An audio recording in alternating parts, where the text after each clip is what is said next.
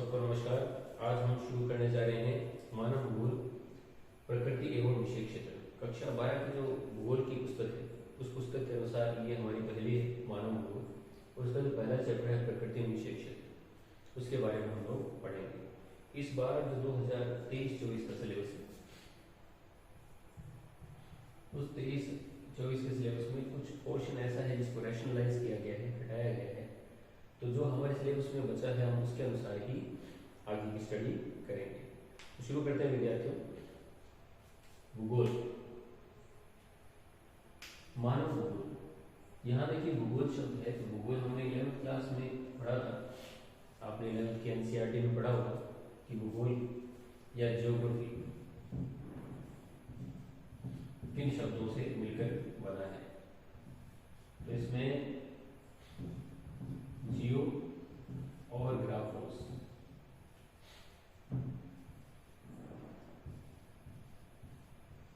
इन दो शब्दों के द्वारा ज्योग्राफी शब्द की उत्पत्ति हुई है। कुछ किताबों में ग्राफोस के स्थान पर ग्राफी भी लिखा हुआ मिलता है।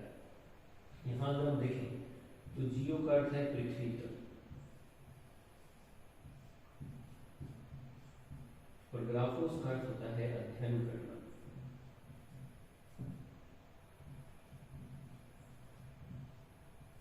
अध्ययन करना अर्थात हम ये कह सकते हैं कि पृथ्वी तल का अध्ययन करना ही भूगोल या ज्योग्राफी कहलाता है। क्योंकि पृथ्वी तल शब्द हमें दिखने में तो छोटा दिखता है लेकिन वास्तव में विद्यार्थियों ये कोई छोटा शब्द नहीं है। इसमें स्थल मंडल,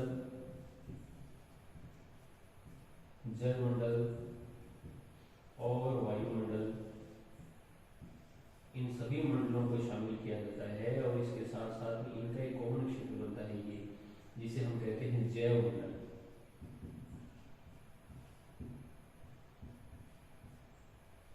तो इन सभी मंडलों का स्थल मंडल, वायुमंडल, जल मंडल, जैव मंडल इन सब का अध्ययन पृथ्वी तल में किया जाता है। तो भूगोल अपने आप में एक विशाल शब्द है और इसकी विशालता यहाँ देखते ही हमें पता चलती है।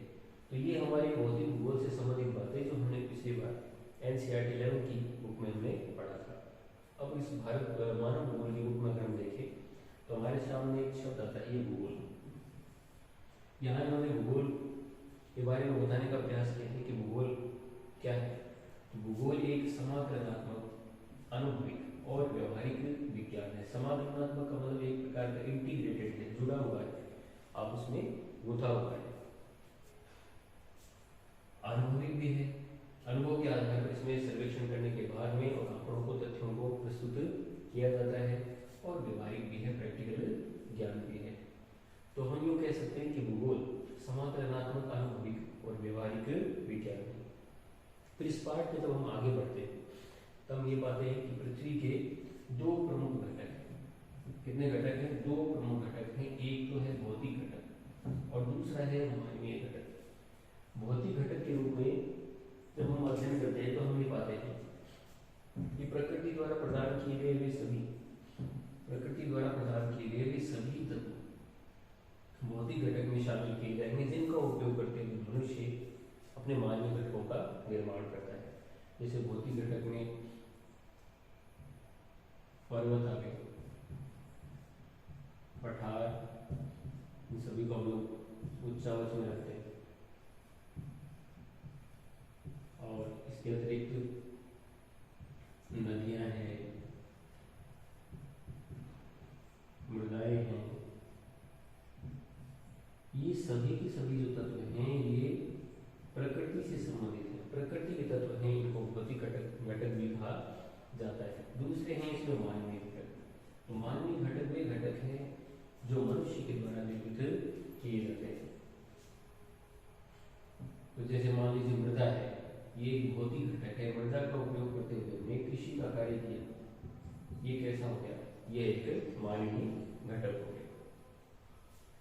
तो इस प्रकार भौतिक घटकों और मानवीय घटकों के आधार पर भूगोल का अध्ययन किया जाता है। पृथ्वी के दो प्रमुख घटक हैं, भौतिक घटक और मानवीय घटक के रूप में। भूगोल अपने प्राकृतिक विज्ञान विषय के रूप में निरंतर आगे बढ़ता जा रहा था, लेकिन फिर बाद में इसमें दो प्रकार की विचारधाराएं हैं। ये दो प्रकार की जो विचारधाराएं हैं इसे द्वैतवाद कहा जाता है। द्वैत का मतलब दो और वाद का मतलब विचारधारा।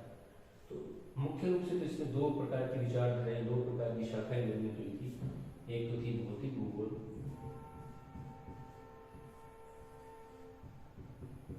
और जो दूसरी विचारधारा थी वो थी मानव भूगोल, दूसरी शाखा के रूप में।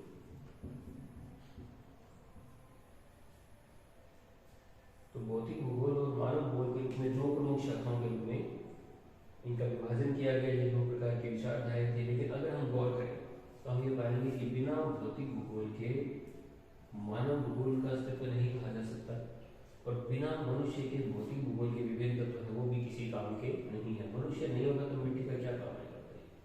तो ऐसी स्थिति में भौतिक भूगोल और मानव भूगोल के जितने भी घटक हैं वो अपने आप में जुड़े हुए हैं, अंतर ग्रंथित हैं।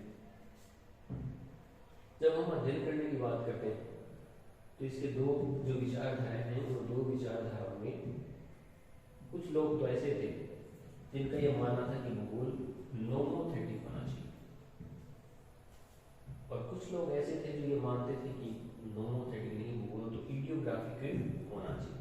अब ये नोमोथेटिक और इडियोग्राफिक क्या है ये थोड़ा हम लोग देख लेते हैं। नोमोथेटिक वो विचारधारा है जिसमें कुछ विद्वान भूगोल को सिद्धांतकारी मानते हैं। सिद्धांतकारी का अर्थात नियमों से संबंधित है। उनका मानना है कि भूगोल नियमों से संबंधित है, नियम संबंधित।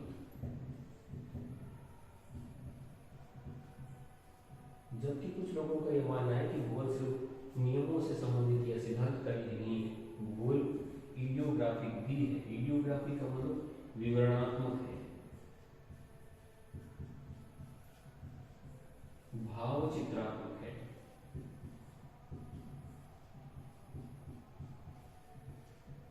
अगर सिर्फ भूगोल नियमों से जुड़ा हुआ, सिद्धांतों से जुड़ा हुआ ही रह जाएगा तो इसका कोई अस्तित्व नहीं रह जाएगा, क्योंकि मनुष्य हमारी इस पृथ्वी के ऊपर निवास करता है और जब तक मनुष्य नहीं होगा तो सिद्धांत किसी काम के नहीं है। इडियोग्राफी को मानने वाले ये मानते हैं कि भूगोल को विवरणात्मक और भाव चित्रात्मक भी होना चाहिए। तो कहीं ना कहीं ये जो भाव चित्रात्मक स्वरूप है इस शब्द से जीवित जीव इन शब्दों से जुड़ा हुआ है। जीवित जीव जिसमें हम बात करते हैं तूफान की आंख,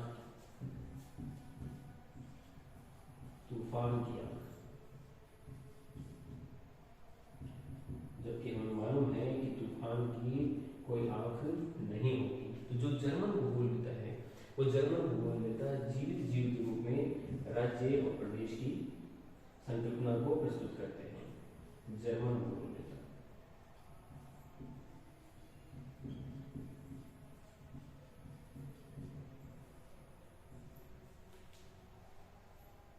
आगे हम देख पा रहे हैं जैसे कि परिभाषाएं दी गई हमारे सामने। मानव भूगोल की परिभाषा जिनमें सबसे प्रमुख परिभाषा तो कुछ एक परिभाषाएं हमारे सामने है, ज्यादातर एडजन की परिभाषा हमारे सामने आती। और रही बात परीक्षा की तो परीक्षा में तो कोई सी भी पूछी जा सकती है। अधिकतर जो आपके एग्जाम है, अधिकतर जो आपकी परीक्षाएं हैं उन परीक्षाओं में एक तो ये परिभाषा और एक ये परिभाषा, इन दो परिभाषाओं को बार बार पूछा गया है। Paul Vidal de la Blache की जो परिभाषा ये है इस पर कोई ज्यादा प्रश्न आज तक तो खैर आए नहीं, भविष्य का कह नहीं सकते। तो देखिए पहली परिभाषा हमारी क्या है, मानव भूगोल मानव समाजों और धरातल के बीच, जिसके बीच मानव भूगोल क्या है, मानव समाजों और धरातल के बीच, धरातल के बीच क्या है, संबंधों का संश्लेषित अध्ययन है। यानी मानव भूगोल और धरातल के बीच में जो संबंध है वो आपस में गुंथे हुए हैं, आपस में जुड़े हुए हैं, अंतर्ग्रंथित है। उन्हीं संबंधों का जो अध्ययन है वो क्या कहलाता है, मानव भूगोल कहलाता है। तो ये जो परिभाषा है वो है फ्रेडरिक रेडजेल की, और फ्रेडरिक रेडजेल जो महोदय हैं इन्होंने एक पुस्तक लिखी थी एंथ्रोपोज्योग्राफी।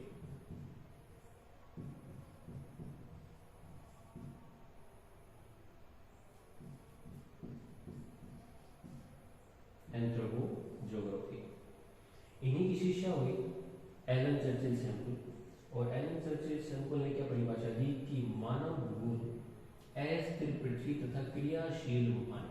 सैमुअल क्या कहते हैं कि शिष्या कि हमारी पृथ्वी भी अस्थिर है, लगातार घूम रही है, इसके ऊपर प्लेटें भी गति कर रही है, कुछ डूब जा रही है, कुछ निकट आ रही है, कुछ एक दूसरे के पैरेलल कर रही है। तो पृथ्वी भी हमारी अस्थिर है और मनुष्य भी क्या है, क्रियाशील है, मानव भी क्रियाशील है। तो अस्थिर पृथ्वी और क्रियाशील परिवर्तनशील मानव के बीच आपस के जो संबंध है, कैसे संबंध है, परिवर्तनशील संबंध है। भाई पृथ्वी भी अस्थिर है, मनुष्य के क्रियाकलाप भी अस्थिर है, तो जाहिर सी बात है संबंध स्थिर कैसे रहेंगे, संबंध भी अस्थिर है। तो इन सभी परिवर्तनशील संबंधों का अध्ययन क्या कहलाता है, मानव भूगोल कहलाता है। तो ये दो प्रमुख परिभाषा हमारे सामने, और इसके साथ साथ में हम एक तीसरी परिभाषा और देख लेते हैं। हमारी पृथ्वी को नियंत्रित करने वाले भौतिक नियम तथा इस पर रहने वाले जीवों के मध्य संबंध। कोई सी भी परिभाषा उठा करके देख लीजिए, इसमें प्रकृति और मानव के संबंधों की चर्चा की गई है। तो क्या कहते हैं ब्लास्ट महोदय कि हमारी पृथ्वी को नियंत्रित करने वाले जो भौतिक नियम है तथा इस पर रहने वाले जीवों के मध्य संबंधों के अधिक संश्लेषित ज्ञान स्वरूप जो संकल्पना है उसको क्या कहा जाता है, मानव भूगोल कहा जाता है। तो इस प्रकार हमने सामान्य घटकों के बारे में पढ़ा, द्वैतवाद पढ़ा, जीव की संकल्पना के रूप में पढ़ा, और कुछ परिभाषाएं हमारे सामने। बात करते हैं मानव भूगोल की प्रकृति की।